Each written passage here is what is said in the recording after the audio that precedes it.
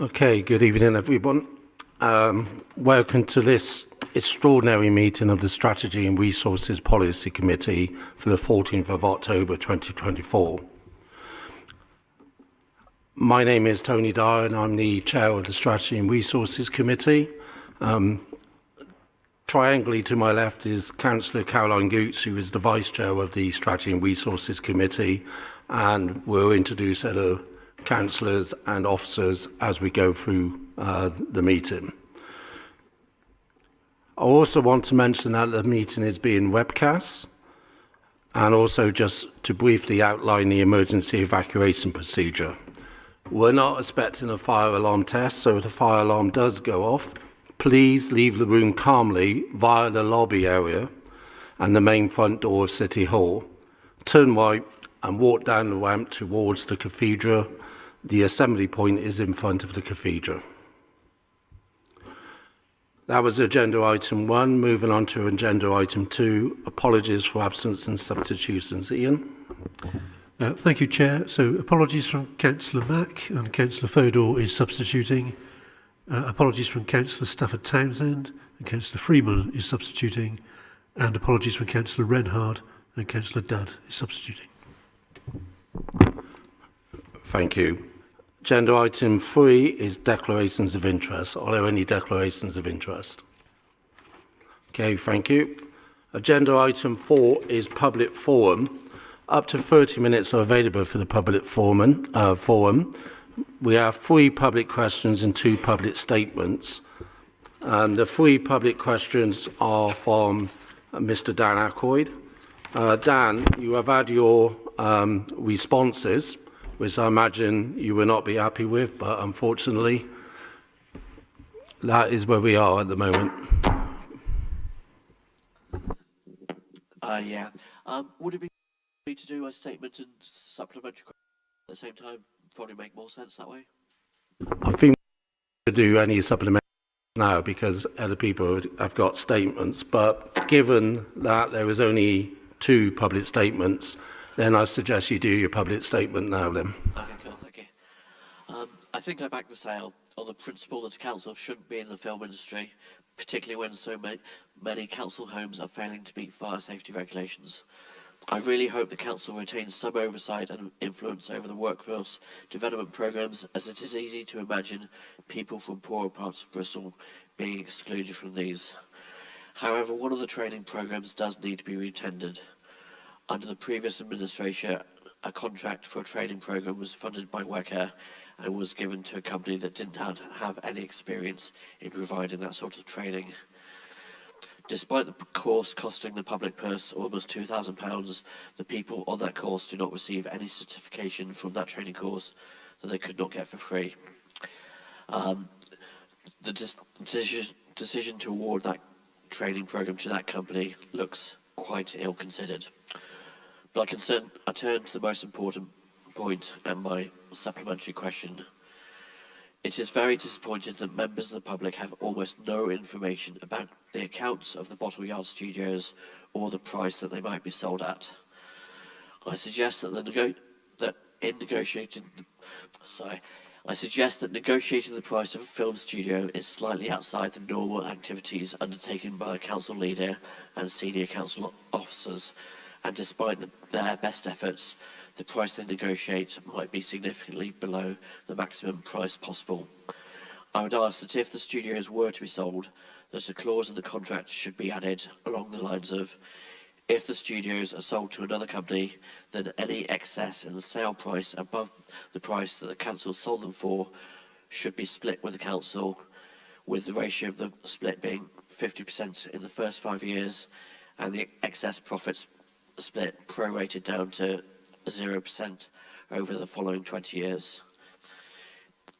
If the studios are sold at a massive profit in 30 years, that'll be fine. If the studios were sold on at a massive profit in 1 year's time, the people of Bristol would be furious, and rightfully so. Will the committee consider adding a clause such as I just suggested to the sale? Dan asked a question like that when we are considering a quite complex report with considerable exempt information, and the exempt information is there because there is commercial confidentiality involved in this. At this point, I'm not prepared just to accept a series of clauses just read out in public by somebody whose experience of these type of deals I have no way of understanding or assessing. If any other members of the committee want to make a comment, they're free to do so. Thank you. That did sound very much more like a statement than a question, to be honest, most of that. Do you have another follow-up question? Not one the committee, no. Thank you. We also have a statement from Ian Harris. Mr. Ian Harris, would you like to make your statement, please? Hi, I'm speaking on behalf of the Equity Union Bristol and West branch. Whilst the process Art Studio started some time ago, public awareness of the issue is relatively new.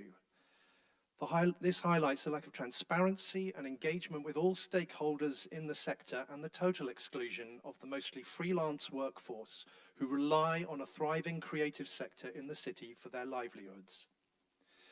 Now, with this recent growth in public awareness, including coverage now by the BBC and other news outlets, we feel that this decision is being pushed through and that the complexities, costs, risks and opportunities of various options, which include the council's preferred option to identify a purchaser for the long leasehold of the site and retain the freehold interest, have not been fully tested. You're being asked to vote yes to a process that has not been given due diligence and to vote yes to remove further scrutiny by our elected representatives going forward. So we're asking you to please delay this decision so that this can take place and vote no today. A route which seems not to have been fully considered by the council is other ownership and management models. The workforce has a real concern that there are no guarantees to ensure that the studios cannot be sold off for other purposes if there is a short-term downturn in the sector in, say, 10 years' time. I mean, the Prime Minister only this week announced his intention to hang growth in this country on the creative industries. They currently generate 125 billion a year, and the UK film sector is already worth 1.36 billion and employs more than 195,000 people. How will Bristol City Council directly benefit if the studios are in private ownership? I'd also like to point out that the proposed amendment that I've seen today does nothing to improve oversight of the process. The pressure to say yes at the final decision stage will no doubt be overwhelming. So, just to say, please continue the committee's scrutiny of the process by voting no, and in doing so, promote the transparency and oversight that is so vital to make sure that an important asset, part of the crown jewels of the creative industries in Bristol and the wider southwest, does not diminish in the private sector. Thank you, Mr. That's agenda public forum completed. We'll now move on to agenda item 5, the future of the Bottle Yard Studios. To remind members of the context for this item, the report enclosed at Appendix 1 was originally submitted to and considered at the 16th of September meeting of the committee. On 16th of September, the committee approved Recommendation 1 as set out in the report, i.e. approval was given to the proposer to identify a purchaser of the long leasehold interests of the Bottle Yard Studios. No decision was taken on 16th of September on Recommendation 2, which asked the committee to authorise the Executive Director for Growth and Regeneration, in consultation with the Leader, Director of Finance and the Director of Legal Services, to settle the terms of disposal and negotiate, as necessary, the final terms of contract, subject to any conditional requirements set by the committee. Today, the committee is asked to consider and take a decision on Recommendation 2 as set out in the 16th of September report. I want to advise the committee that this report includes exempt appendices which have been circulated to members. In the event that any member wishes to raise a matter specifically in relation to the exempt information, it is likely to be necessary for the committee to move into exempt session. If that becomes the case, I'll move a proposal to move into exempt session and put it to the vote. I would now like to invite Alex Hearn, the Director of Economy of Place, to introduce and outline the report as necessary. Alex.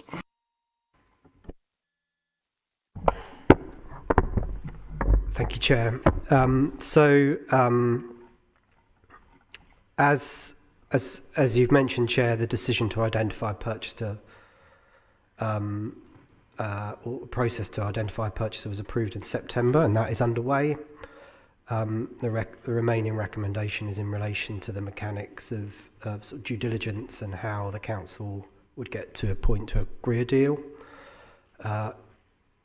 We've been receiving professional advice throughout the project, and we have been advised that interested parties will need confidence that the council having done all this work and having confirmed its intention to find a purchaser, that it will be able to make a decision in a linear and timely way. The proposal is that the decision is made by the Executive Director in consultation with yourself, of course, Leader and the Chair of the Committee, the Director of Finance and the Director of Legal Services, who are, of course, statutory officers at the Council whose advice should be taken seriously, say the least.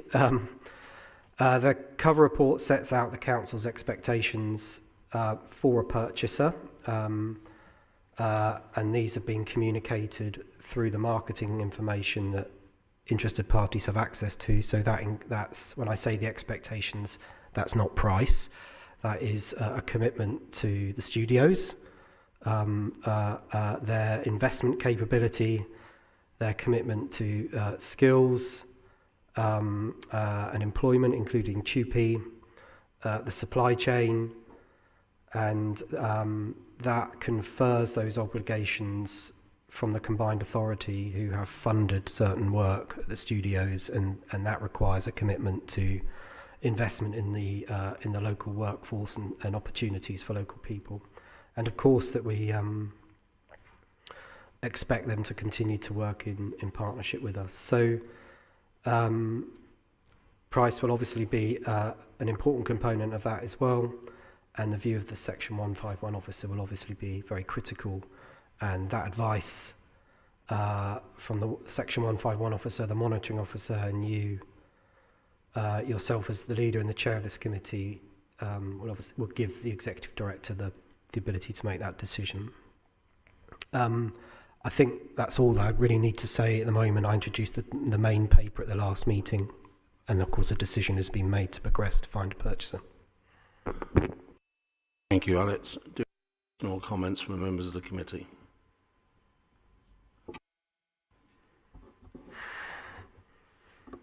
Councillor Galandris.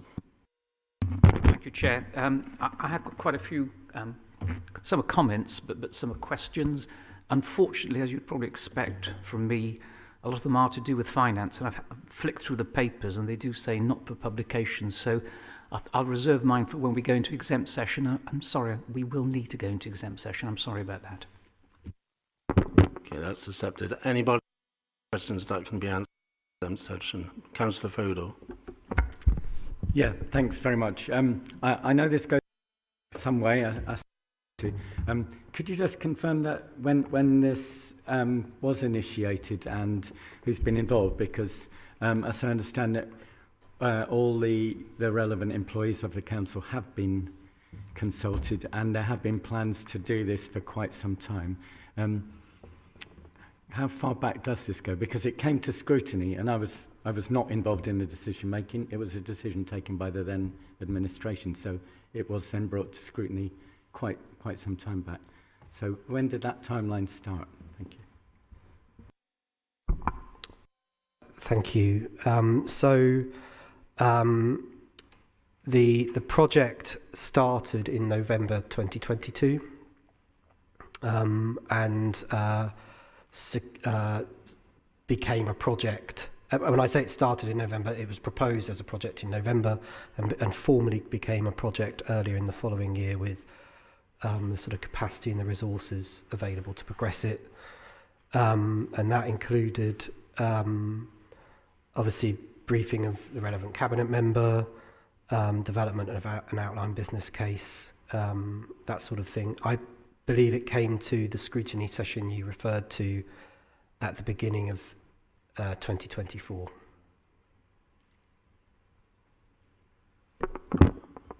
Councillor Goots, then Councillor Freeman.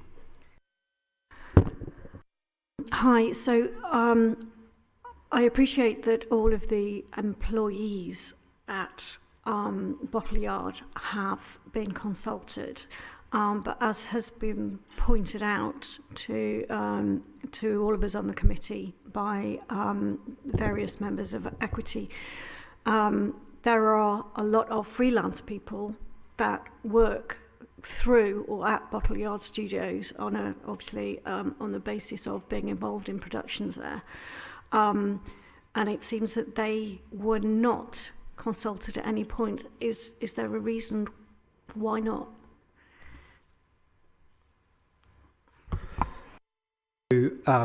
We've consulted. We say that those colleagues who are directly employed by the council and the unions that represent them, because that's our duty as an employer. As has been reported, I have met with Equity, who represent the freelance workforce there. We haven't briefed the entirety of the freelance workforce there, or we haven't briefed the freelance workforce there, with the advice being that we should brief those directly employed. But we have now briefed the Equity, the union that must represent some of them, if not all of them. We, in terms of the impact on everyone that works there, including the freelance workers, and that would include those that aren't yet and who could be in the future. The investment made in the project from the combined authority does require us, or whoever will own it in the future, to continue to honour the commitments we've made. So there will continue to be activity in support of those people that work on the site, even if they're not directly employed by the studios or, at this time, the council. I don't know if this will go into the exempt ideas, but if it does, just stop me. The 10-year time frame, is there? Obviously, people are worried about that, because at the end of 10 years, we could sell it to a production company or a studio at the end of 10 years who basically decide it's not doing as well as we'd like, we're going to sell it for housing. Have we got any way of stopping that from happening?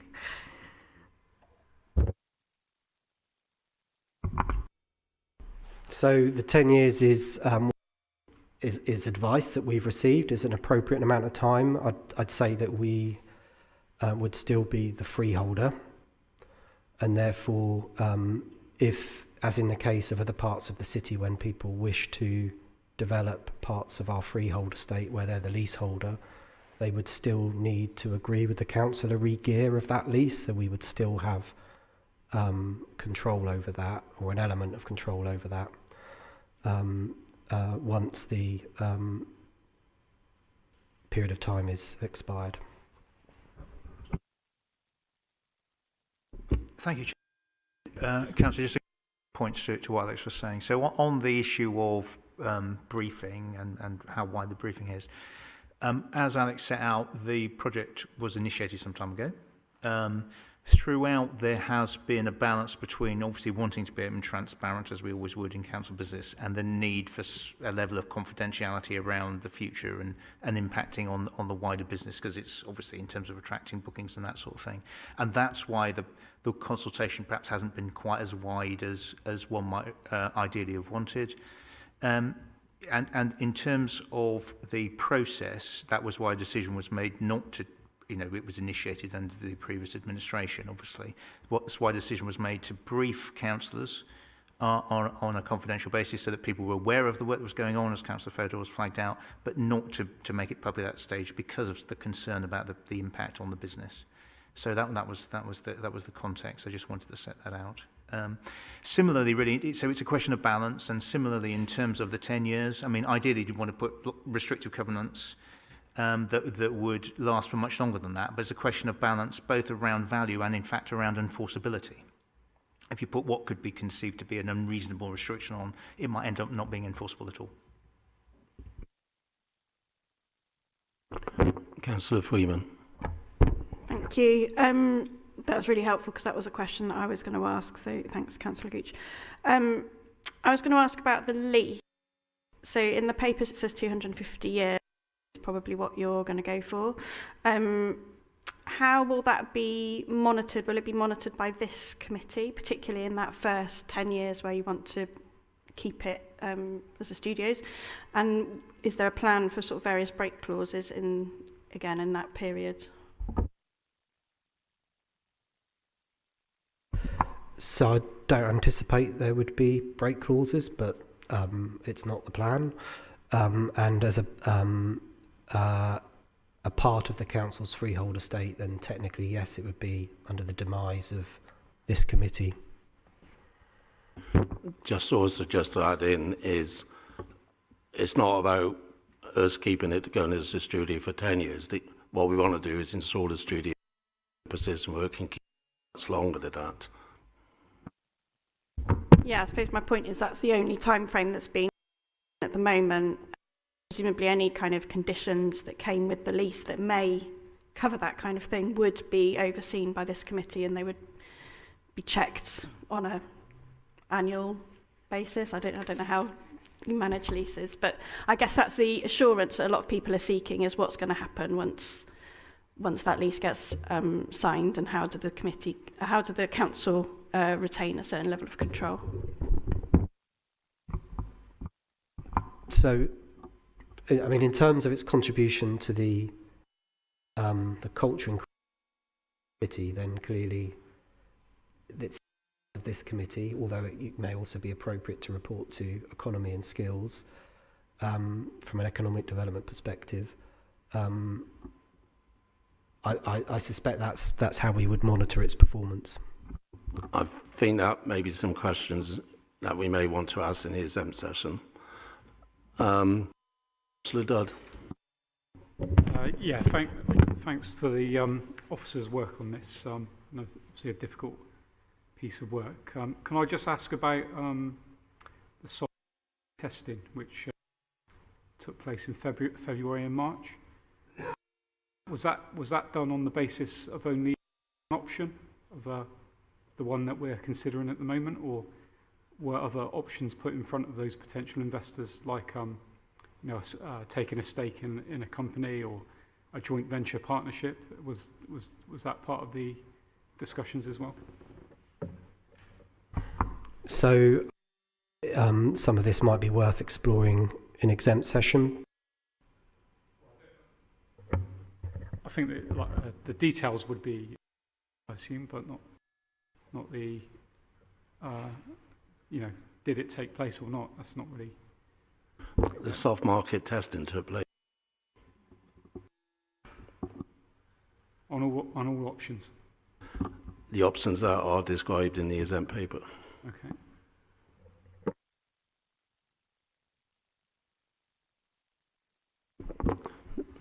Actually, there is. Are you sure? Yeah. I think if we can say that, then we should. Yeah, I mean, paragraph 7 of the public paper sets out options, doesn't it, in terms of what's going to be considered, I think. But we'll perhaps pick up any specifics on the soft market testing in the exempt. Then we can always come back, Councillor, to the follow-on session. And it may well be that some of those questions that we asked in the exempt session, we may actually want to come back here and ask them in the public session as well, once we've clarified that that's an appropriate option to do. Councillor Malik. So, has mentioned that further investment is required to maintain the physical fabric of the studios. Could officers clarify the potential financial impact if privatisation is not pursued and the studios remain under public ownership? I think that will have to be in the exempt session, and perhaps one You can come back and ask it in the public session. I am actually going to propose that we do move into a exempt session. So, Councillor King, sorry. I think we've still got some questions that we can do with the public in place, if that's all right. Did I... You finished, Councillor? Okay. Just a point of clarification, under point 6 it says the Bottle Yard Studios is now the only local authority owned production studio in the country. But that's not true, is it? The Liverpool local authority and the regional authority there are investing millions into the Littlewood Studios and turning that into what they're terming as the Hollywood of the North.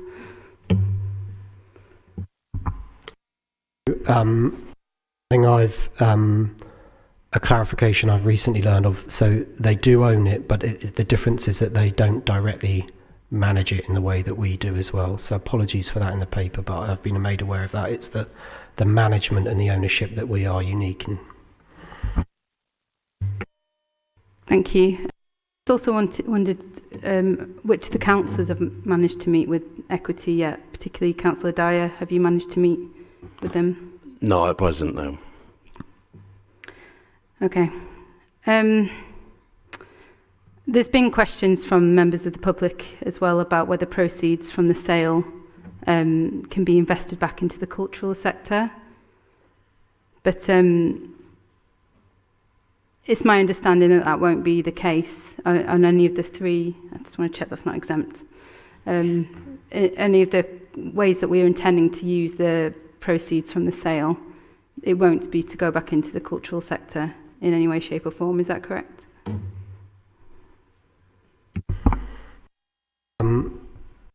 Yeah, I mean, what I would say, Councillor, that as you see from the paper, it's not proposed to be ring-fenced to culture.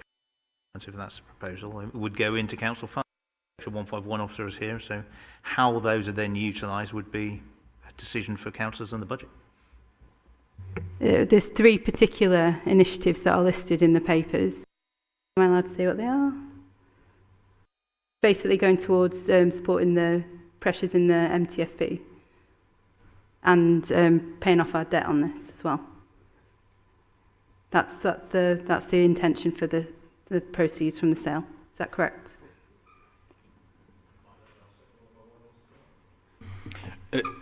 Chair, as we saw in the previous meeting, the medium-term financial plan moving forward shows a significant deficit.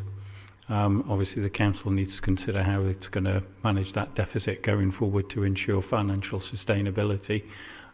As the report says, there is no ring fence, no requirement to ring fence, so therefore these resources, should they occur, will be considered as part of that overall financial position.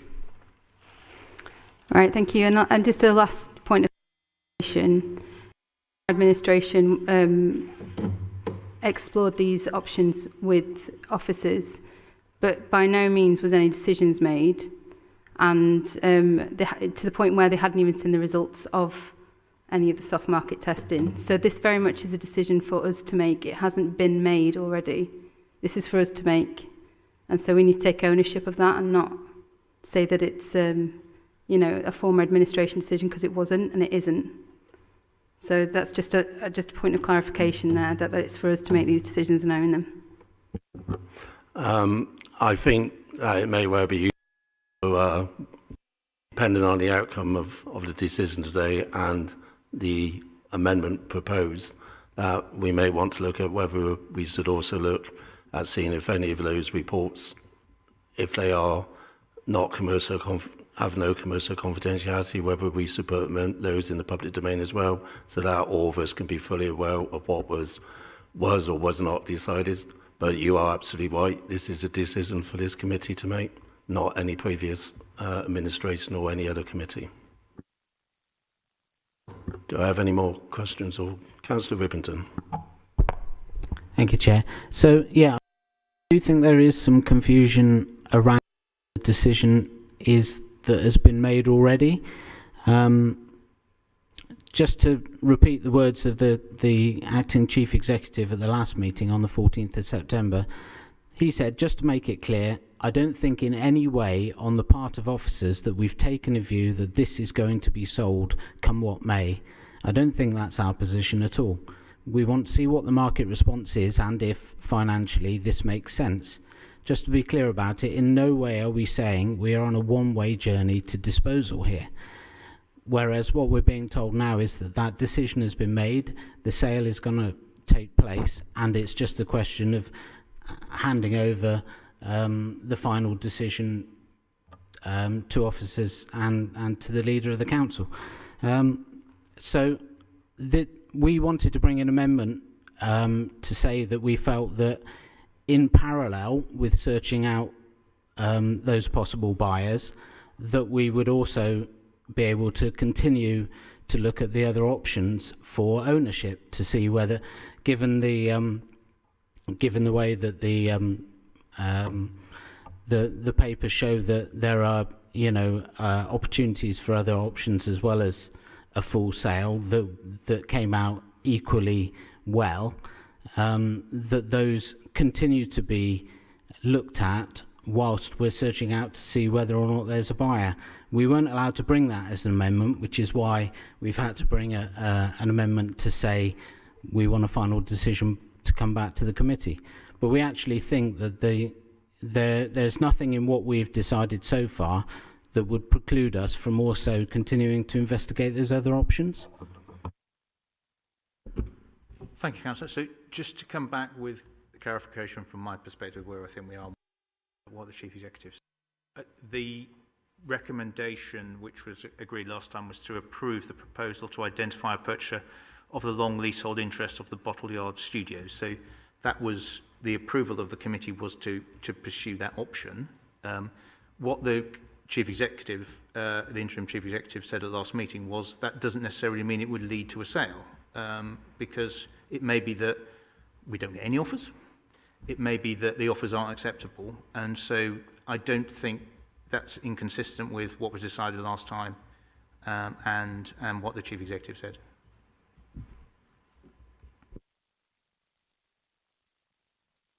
I was just going to come back. So if we, through that entire process, come back and then decide not to proceed with the sale, we will have wasted an awful lot of time in possibly looking at the other options that could happen at the same time. All I was going to say, Councillor, was what came forward last time included a description looked at in the work up until that point, and a decision the committee made was to progress that option. I wouldn't want to speak for him, but I think that's why the monitoring officer didn't accept the amendment, because it was going back on the decision the committee had already made. Councillor Gooch. Apologies, the last meeting, was there any discussion over those different options, such as a joint venture as well as the long leasehold sale? Well, so I did misquote earlier, which is always a bad thing to do. So it's actually paragraph 8 of the, wasn't it, which sets out the options that were considered as part of the work. So they're listed there, Councillor. I'm afraid I honestly can't recall if there was a discussion of them, but the paper clearly lists those that were considered, and the decision was then made around the particular option. Councillor Rippington. Yeah, just to answer Councillor Gooch's, it was something we were particularly disappointed with at the last meeting, was that we did move straight to a vote after we'd raised our procedural issues around access to papers and the lack of and missing the briefing, but we were then taken straight to a vote without any of the discussion that we're having here now. So we felt that wasn't how it should have gone at all, and therefore none of those options were discussed at that last meeting. It was purely straight to a vote. Okay, I think at this stage, in the ESM papers, it makes it very clear what options were looked at, and I believe those options were looked at previously as well. But we have to make a decision based on the information that's been provided to us, including what's in the exempt papers. At the moment, the way democracy works is that a vote was taken. That vote was in favour of approving option 1. It may not be the option that you agreed with, but that was the option that the committee voted for. And we now have looked at potential procedures. They may not, and I should emphasise this is for the leasehold, not the freehold. There is no guarantee that we are going to get an offer that we are happy with, or that we think protects the Botteyard Studios going forward. What we can then do is look at what the other options are, and we view them again and see if the circumstances are changed. It may well be that if nobody is willing to buy the long leasehold, that other options may then become more favourable than they were as identified in the exempt papers. I think that is Councillor King. Thank you. I just have to note that it's extraordinarily unusual for a debate on a substantial and significant interest item, like there wasn't. We did talk about some of the procedural issues, and that was handled absolutely fine, but then there was no questions at all from any members, as far as I can recall, about the substantive item. There was no interrogation, no debate, there was no discussion. So do we not just have an opportunity here just to take a moment and defer this so that we can have some time to look at those different options, to have more of a debate, to take that collaborative approach to what should be happening within a committee? It is problematic, I think, if we're saying that these issues can't come and we don't debate them in the way that I think we should be doing as a committee. Okay, I'm not doing this. The reality is that the options available were made available to members. They were discussed with the lead member for the Labour group, who was fully aware. No, they weren't. The lead member of the Labour group had to exempt himself, and he did do that from all the briefings involved in. Councillor King, I am talking about the briefing meetings that was given to agenda leads, which is attended by myself, Councillor Goots, Councillor Gillandris, and Councillor Gillandis, do you want to, as you were there? Yeah, the agenda briefing is slightly different. It's a private meeting, and Councillor Renard was at the agenda briefing, yes, that we held a few weeks ago. The bottle, yes. I'm sorry, but there was, looking back at what happened earlier in the previous meeting, there was clearly a communication problem here. I can only communicate with the leads. It's up to the leads to communicate with their members, and I can only communicate as a Green councillor with the Green group members. I am not responsible for any failure to pass on the fact that there were exempt items and that they were not made available to yourselves. I would suggest that there is probably a conversation here that, as well as the exempt sessions, probably should not be in public until you've had the opportunity to discuss that within your own group.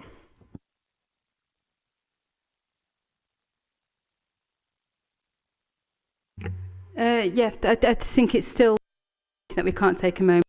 There are decisions that have been taken by the previous administration that we haven't had a problem to bring back in and rediscuss and retake a new decision on. We do have the opportunity, we have that power to pause and think, defer, explore the options, talk to some of our stakeholders about this and explore in more detail in a way that we haven't done as a committee.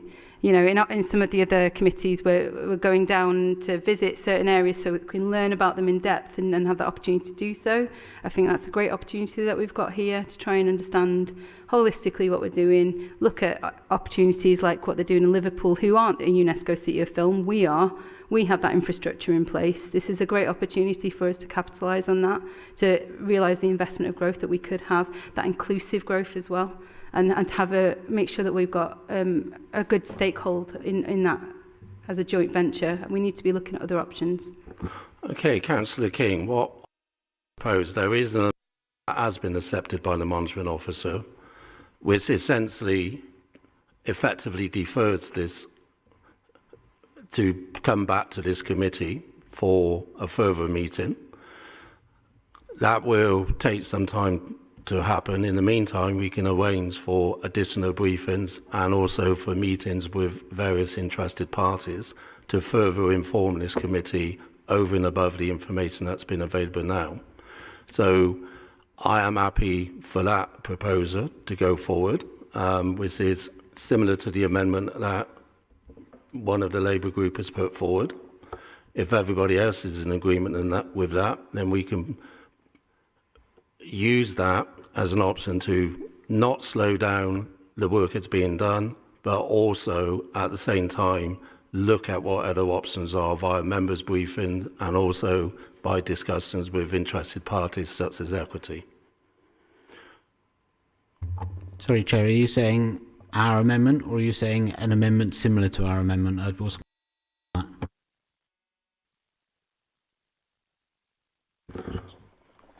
Okay, I'm going to pause because I think there is forward here and further discussion, but I'm also conscious that Councillor Gillandris also wanted to discuss some of the assent sessions. So what I'm going to propose is that the committee moves into exempt session, that under section 100A4 of the Local Government Act 1972, the public be excluded from the meeting on the grounds that the business to be discussed is likely to involve the disclosure of exempt information as defined in paragraph 3 of part 1 of Schedule 12A of the Act. However, just to be clear, that following that exempt discussion, we do need to come back into public session in order to make any decision that we have come to an agreement on.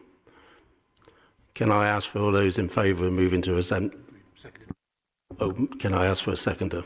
Seconded. Can I ask for all those in favour of moving to exempt session to raise? Okay, that's unanimous. Rather than moving members of the public out, you can stay where you are. We are going to move. We will try not to be long, and then we'll hopefully come back with a solution of sorts. I can't guarantee it will keep everybody happy.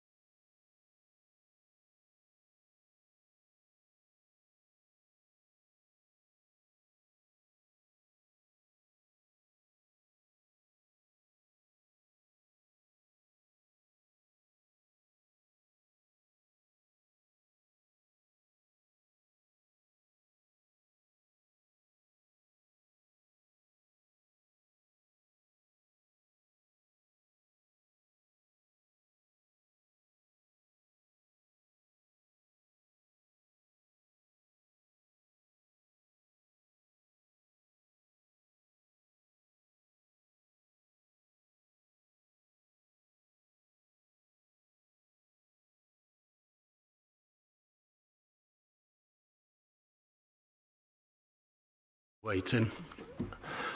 Okay.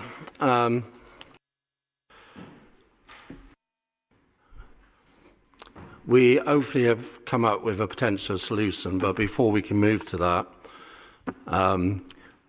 in order to follow the process correctly, I first have to move the original report recommendation and ask for that to be seconded.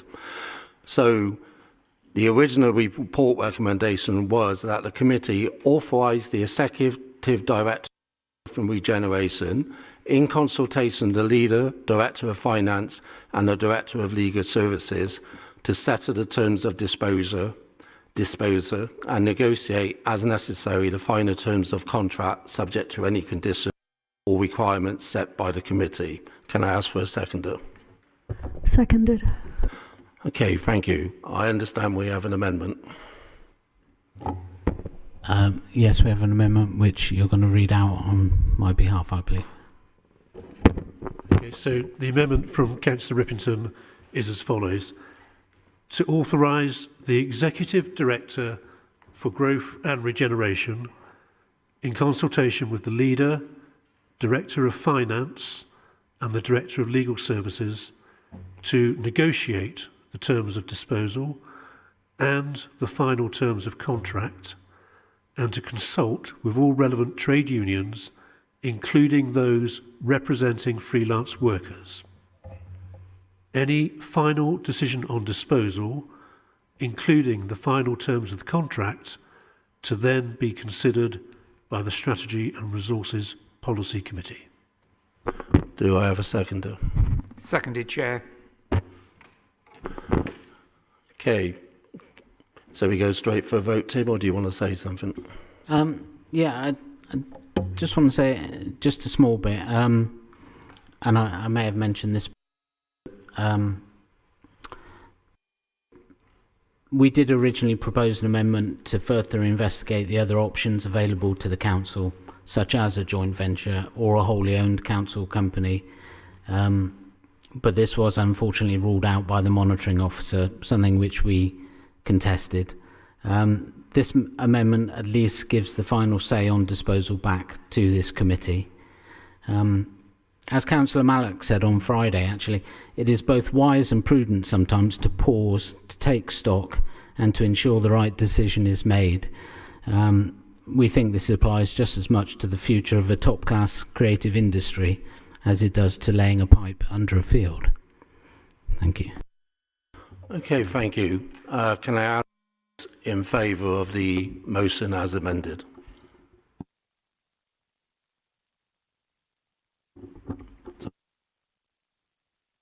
Yeah, vote in favour of the motion as amended by Councillor. My apologies, it's been a long day. So, yeah, can I ask all those in favour of the amendment? That's unanimous. And now vote on the substantive recommendation as amended. Thank you. And for all those in favour of the substantive motion as amended.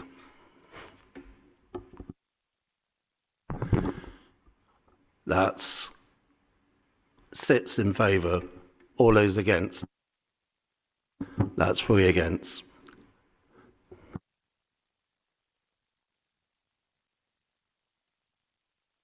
Okay, that is this meeting. Thank you. Thank you for members of the public for bearing with us as we got to finally to the end. I now call this meeting to a close.